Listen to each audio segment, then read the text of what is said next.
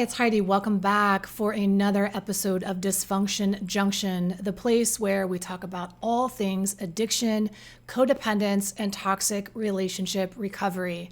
I am so glad that you're here, and YouTube is such a big place. So if you found me, it's likely because somebody before has left comments and likes on the video, and that helps us be seen and help more people. So if you do me a favor, if you find something useful today that speaks to your heart, or you hear something in a different way that helps you navigate the landmine that you're in, will you tell us and leave a comment and a like so that we can get more traction in our desire at Love Coach Heidi to end toxic, dysfunctional cycles on the planet for good. I mean, we have a big mission here, right? And so I'm glad you're on the journey with us.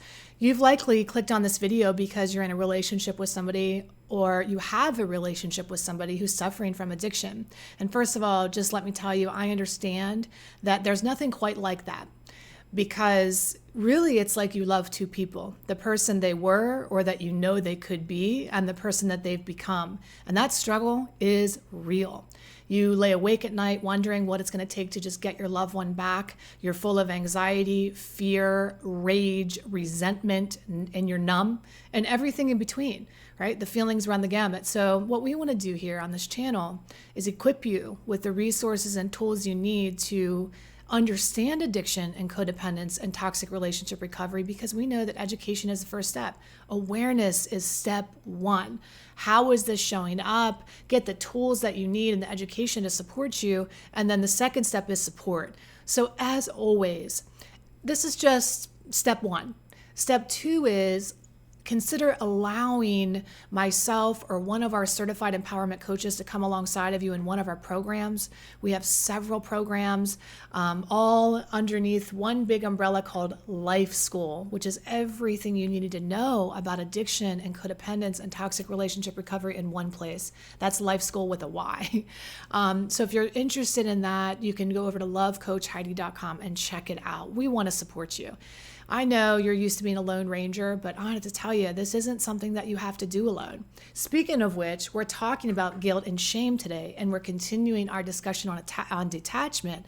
And honestly, guilt and shame is the thing that makes you feel so alone. Let's be real. Who are you going to tell? Who are you talking to about this? Now, I've been doing this work for a really long time, and addiction does not discriminate. And I have worked with thousands of people from all walks of life and all backgrounds, all types of socioeconomic situations, all types of generational dysfunctional situations. And I can tell you who this particular thing hits the hardest. And those are the clients and the people that are wealthier families, that have more resources, that their perspective is, we have everything. I've given you everything. How could you possibly throw this all away? I could understand if you didn't have anything, and you were really struggling and you're using drugs to medicate a life you hate. That makes sense to me. But what I don't understand from this family's perspective, what they'll say is how you can have everything and choose addiction and throw it all away. In fact, a lot of my wealthy families say things like, this didn't come from us. We gave them everything they needed. They had a beautiful childhood. They were given every opportunity, given the best schools, the best resources, and here we are. And it can be really shameful when you come from a super well-to-do background where you have a lot of resources and you find this child has ended up all the way to homeless, which is the farthest thing that you could ever wrap your head around. It's like, how the hell did we get here? So that can lead to immense embarrassment and immense shame, because we're thinking, what did I do wrong? Where did it go wrong? It's embarrassing to think that, here you have this situation where somebody could have everything, have it all, and yet that's the lifestyle that they're living. So that shame runs deep.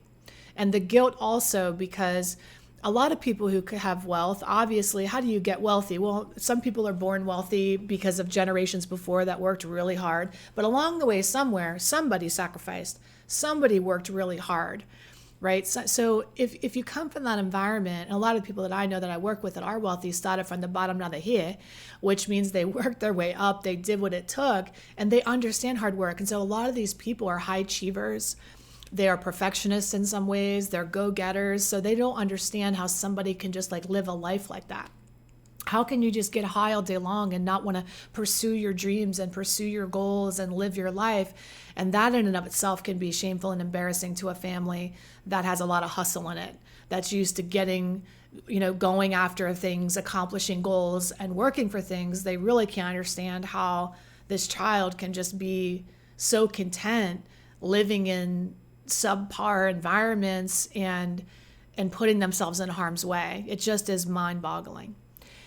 Also, it doesn't have to be a child. I mean, there are many instances where people that are super successful are married to addicts or alcoholics, and it's not a gender thing. They're, anybody, a wife, a husband, a partner, where one partner is like holding it down. They're holding it all together. They're making all the money. They're buying the cars. They're providing the lifestyle, and the wife or husband is home drinking all day. And they're thinking, and you have kids, and you're like, I provide this luxury lifestyle. How can you be fucking it up all day long? Like, they just can't wrap their head around that.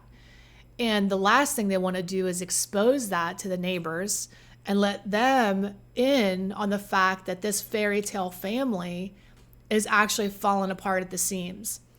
I get it. And it doesn't have to be a well-to-do family. Like I said, it could be any family can feel this way where there's a hard work ethic. Like, our family isn't like that. We're achievers in this house, right? So what do you do with that?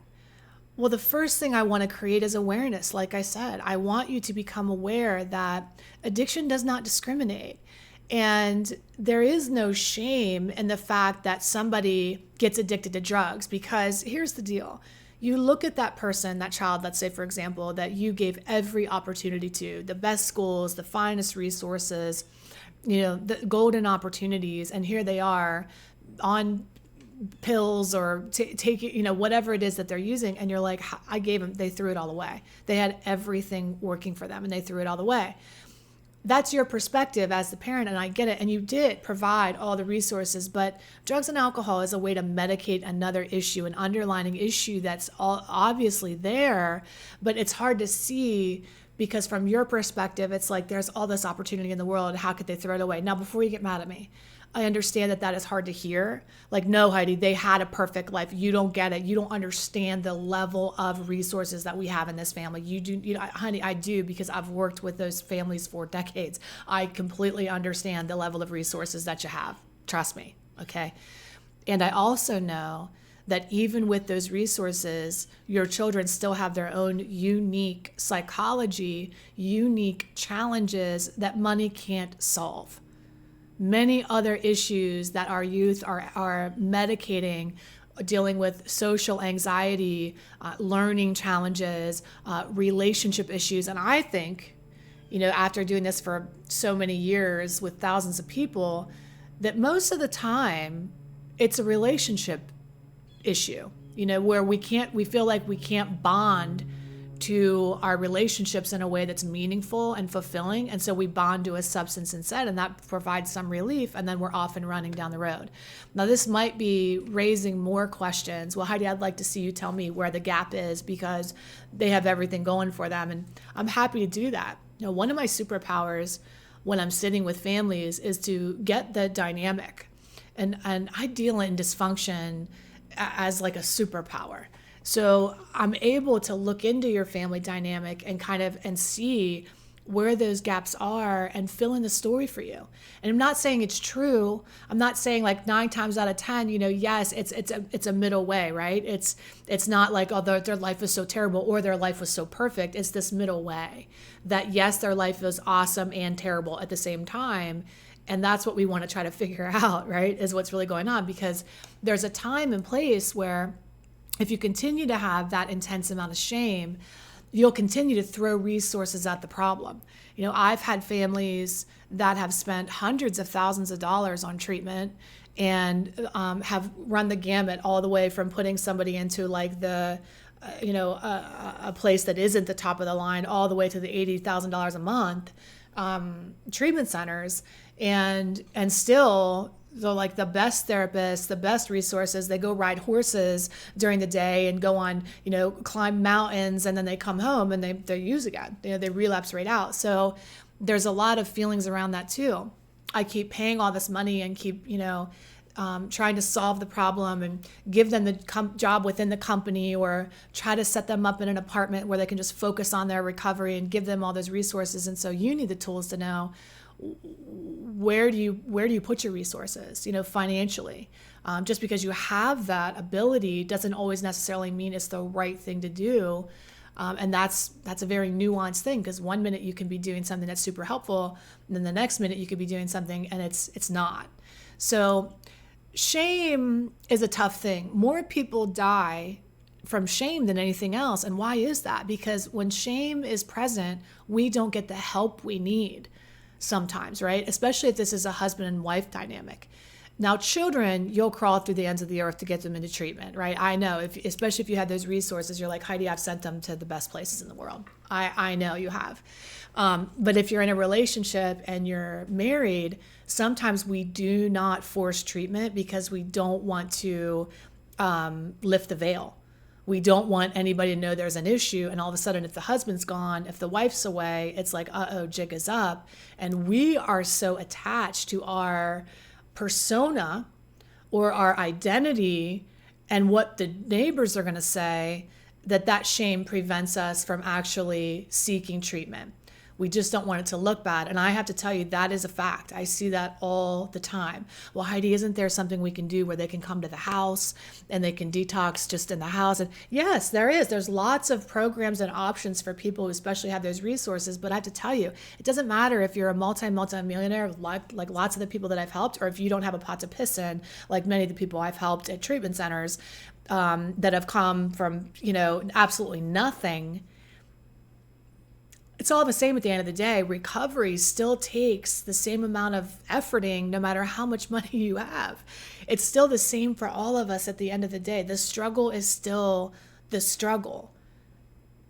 And this is the one area where there's just not enough money in the world that you can throw at this problem to make it go away. So in order for you to get the support you need direction. And if you have those resources, one of the smartest things you can do with those resources is pour it into some guidance, some consulting. Of course, I'd love to come alongside you and your family and give you the direction that you need to. At the end of the day, not only are we obviously trying to get that addict and alcoholic into treatment, okay, and get them help and get them on the road to recovery and into a solid recovery program, but we also need to know how the rest of us should operate. Many times if there's children involved, they've adopted the same kind of philosophy, like don't say anything, they're embarrassed, they're not telling their friends what's going on, and these kids are having a reaction to what's going on, but there's nowhere to take it. They don't know what to do. So again, this is one of those things that a lot of people, unless you have these kind of resources or this particular issue, a lot of people could be looking at your family and thinking your family's perfect. You have everything you could ever want. What do you have to complain about? Because if we think about it, what's our whole society aiming to do is get to the level of lifestyle that you have, right? So they automatically think because you have all these resources, your family's perfect and you have no problems. And I know that that's what people think, and you know that, so it's even harder for you in many ways to let the cat out of the bag. But when you do that, when you come from, this kind of wealthy position, and you're willing to kind of confront this issue, not necessarily in a public eye, but just letting in the people around you that need to know, you help everybody else that's having a similar issue do the same thing, right? If we can take this stigma down and start to speak our stories in a safe place, the world's going to wake up and we're going to realize, oh my goodness, this is affecting those families just as much as it is my family, whether you're in a trailer park in Westover, West Virginia, or you have 4 homes, 5 homes, 10 homes all over the world. It's the same issue.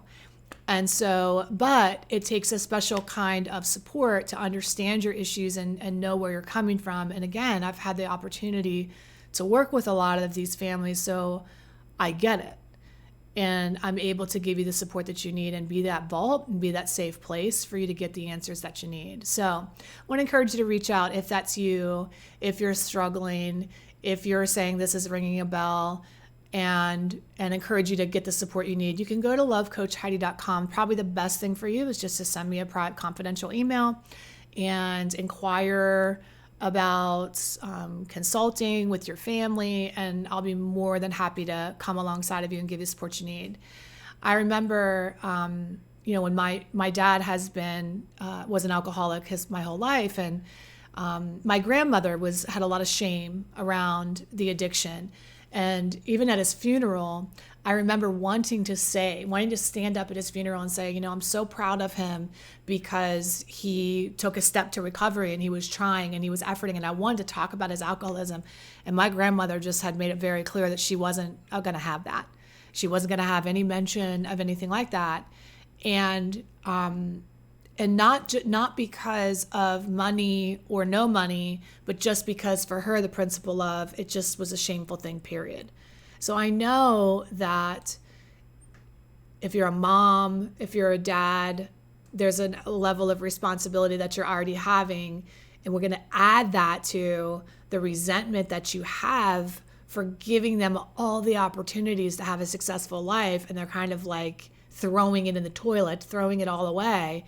Or again, if you're in that dynamic where you have a husband or wife and you're very nervous about how that's going to look and what that's going to mean for your family if you blow the lid off this thing. So most important thing is you get the support. All right. Love you so much. Take excellent care of yourself. Go over to lovecoachheidi.com. Send me a private message if you're looking for that private mentorship.